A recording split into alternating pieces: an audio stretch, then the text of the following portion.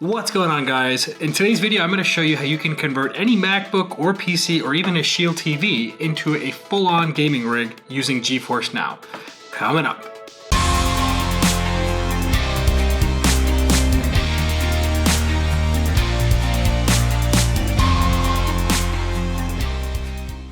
So welcome to Tech Savvy Buyer, guys. I hope all of you guys are doing well, and as I promised, I'm going to show you guys something really cool that Nvidia has been working on for the last couple of months.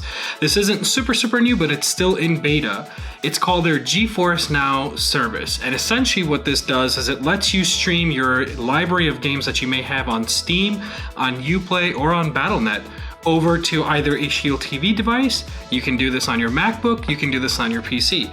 Now, I just have to say up front, this is really big for people with MacBooks. Everyone knows that if you're a gamer, you're probably not going to be buying a MacBook for gaming purposes. And it's good to see that, the more and more companies come out with these different types of video game streaming services, it's starting to really take on. Cloud gaming is becoming a thing now.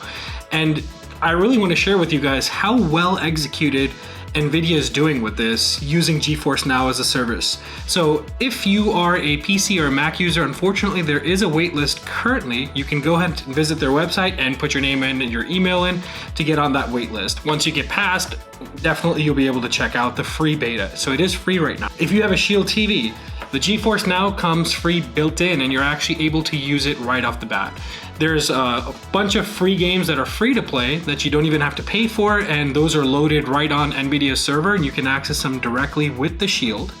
A couple of notable games I'll mention on there are Just Cause 2, Tomb Raider, the very first one that came out, or the remake of the first one that came out, and those look and play really well. Now, aside from the games that are included free for you to play, there is a pretty large library of games that are supported whether you own them on Steam or whether you own them on Uplay.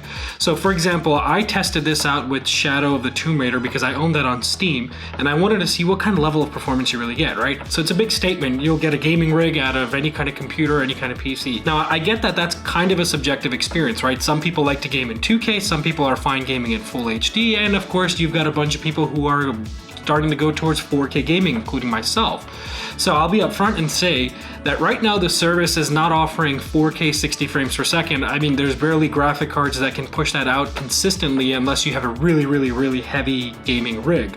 With that being said, I am pretty happy to say that the Shield TV can easily stream games in 1080p full HD at ultra level detail, and I'm talking heavy intensive graphical games at ultra detail with consistent frame rates between 50 to 60, kind of just depends on the game.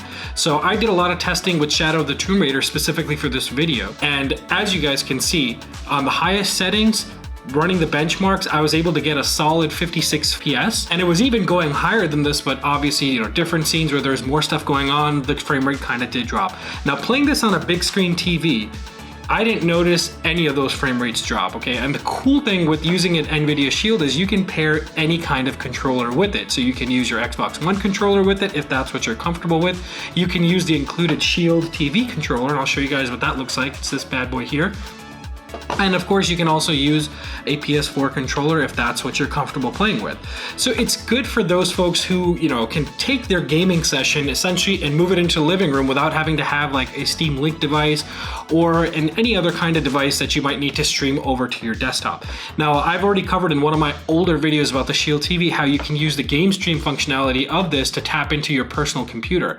The difference between this and GeForce Now is you don't even need to have a personal gaming rig. Chances are, though, you probably already do if you have a Steam account, right? So if you want to play the Steam games you have, more than likely you have a gaming account, but what's nice to see is that you don't necessarily need to have a gaming rig, and you can just have a Steam account, buy your games on there, and play it on your Shield, play it pretty much anywhere you are if you have a PC or a MacBook.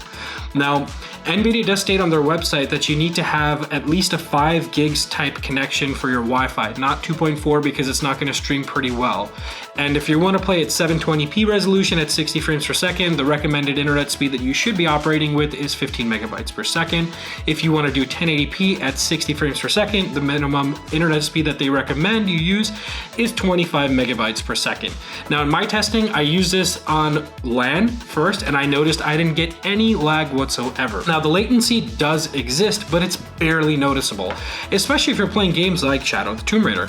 Now, I wouldn't say that you'd want to be playing Call of Duty or some kind of competitive first-player shooter where, you know, a split millisecond makes all the difference whether you're going to win or lose or get that extra kill streak. So with that being said, I wouldn't advise anyone to be playing over Wi-Fi or any kind of streaming cloud type service such as GeForce Now to be playing any competitive games.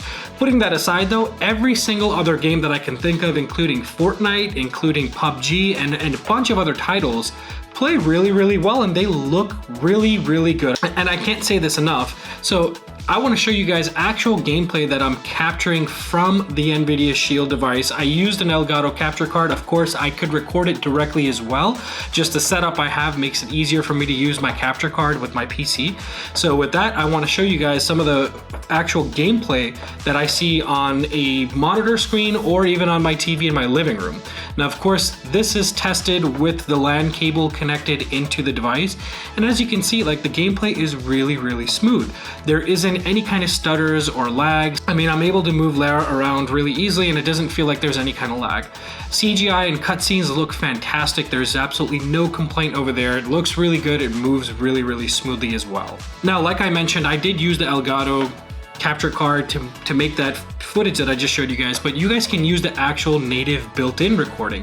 And that's something that's really, really cool about the Shield and you know, being specific with the Shield. You can just hold a home button down and press a few buttons here and boom, you're recording your gameplay at full resolution. And the nice thing is if you have an extended drive plugged in, it'll automatically record to your extended drive natively. So you might be thinking, all right, all this performance is good. How is it actually managing to do this, right? What's powering it?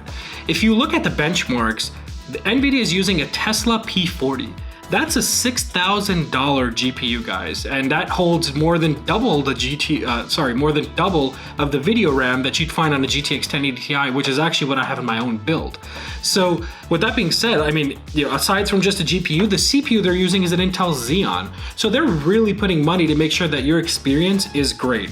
And, you know, I played throughout different times of the day. I wanted to see if there was any moments where there might be a lot of people using it, and if I experienced any kind of lags then, nothing. So in evening, afternoon, and even in morning time, I didn't get any kind of significant lags at all at any place in my house. So again, like I mentioned, I did majority of my testing over LAN, but I did want to see how the Wi-Fi functionality works, and so I did connect it to my home Wi-Fi. Now I'm using a Velope network, and it just cycles between 2.4 and 5 gigs, but if your device supports 5 gigs, it connects to it automatically in 5 gigs. So with that being said, I know for a fact that the Shield that I used was connected to the 5 gigs connection.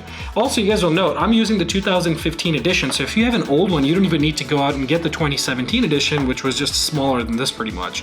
My experience even playing on Wi-Fi was great. I had no issues with it.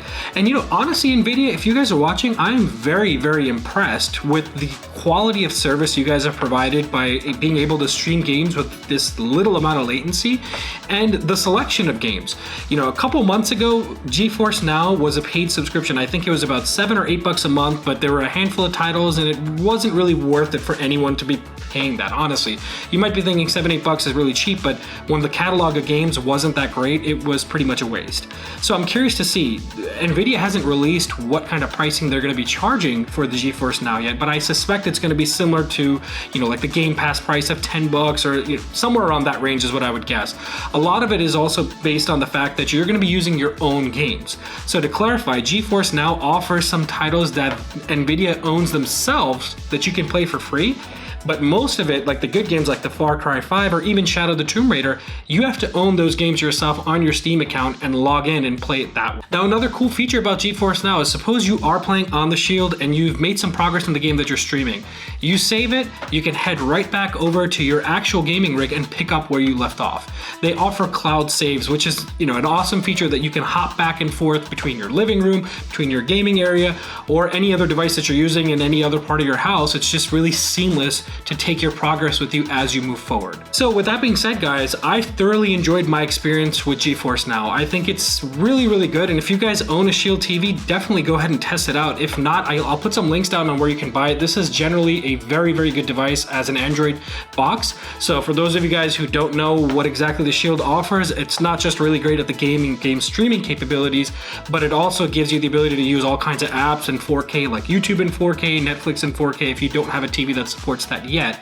And of course, like I said, it's an Android TV box, so there's a whole bunch of apps that you can install on it, such as Kodi, which is one of my favorites. So that pretty much brings me to the end of this video. Like I mentioned, I think the GeForce Now service is stupendous. Definitely go ahead and get in on that waitlist if you aren't already. You can check it out. And you know, just to mention, guys, like you can go ahead and pick up a $200 laptop and essentially make that your gaming rig. So once I get my waitlist approved to play this on the laptop itself, like most of my testing, actually all of my testing was done on a Shield TV, but I want to test it on PC and I have a pretty decent gaming rig. I'm going to do some benchmarks and comparisons of how the streaming performance compares to a traditional gaming PC on physical hardware. But nonetheless, I mean, there are a couple videos out there from other folks and other YouTubers that have done that and the performance was pretty great. I still want to see what mine is and I'll share that with you guys in my next videos coming up soon. So guys, hopefully this was useful for you. If you guys liked it, go ahead and hit the thumbs up and hit that subscribe button. If you guys didn't, go ahead and give me a thumbs down. It's all good. If you have any questions on anything about the GeForce Now service, go ahead and let me know in the comments below. You guys know, as usual, I love to interact with all of you guys in all of my videos. But until then, guys, I will see you on my next video. See you later.